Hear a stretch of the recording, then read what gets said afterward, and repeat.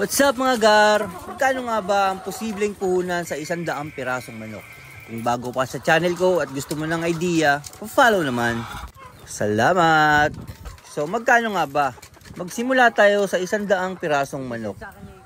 Ang presyo ngayon ng manok mga gar ay 440 pesos. Pero mas maganda kung makakita ka ng supplier na mas mura. So 100 pieces na manok times 440 equals 44,000. Siyempre, kailangan mo ng kulungan yan at bahay yan. So, magbe-base ako sa nagastos ko sa kulungan ng aking manok. Which is DIY lang to mga gar ha. So, 100 heads na manok mga gar. Kasya na dyan ng 10 by 10 feet. Yes gar, yung luwang ng housing. So, magbabase ako sa nagastos ko sa kulungan ko. Maaari kang gumastos dyan na more or less 15,000. Pero siyempre, nakadepende pa rin yan sa lugar mo kung gaano kamahal ang mga bilihin sa inyo. Sa 15,000 mga gar, kasama na yun yung cages ng DIY ng kulungan.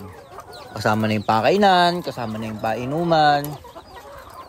Sa madaling salita, meron ka ng manok at meron na silang tirahan. So 44,000 plus 15,000 equals 59,000. Manok at kulungan pa lang yun mga gar ha. Another gastos is yung vitamin. Siyempre, pagdating ng mga manok, kailangan mong i-vitamins yan kasi stress yung mga yan. Sa vitamins, gumastos ako more or less 2,000 pesos. At syempre, yung feeds mga gar. Papakainin mo pa sila hanggang mangitlog sila. At tatagal pa yon ng 1 buwan at kalahati. Bawat isang manok mga gar ay kumakain ng 80 grams sa isang araw. So, kung meron kang 100 manok times 80 grams equals 8 kilo.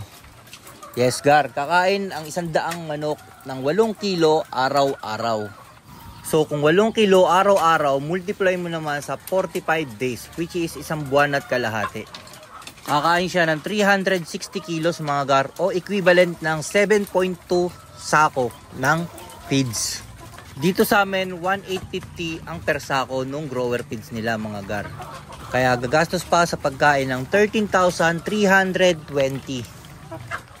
44,000 sa manok, 15,000 sa cages, 2,000 sa vitamins, 13,320 naman sa feeds. Yan ang overall na kabuuan ng magiging puhunan mo sa 100 heads na manok na nagkakahalaga ng 74,320 pesos para sa 100 pirasong ng manok. Pagkatapos mo magastos yan, dyan na magsisimulang bumalik yung pinuhunan mo kasi magsisimula na silang mangitlog ng 85 to 95% pagkatapos ng 1 buwan at kalahati. Ayun lang, sana nakatulong. Follow naman, salamat!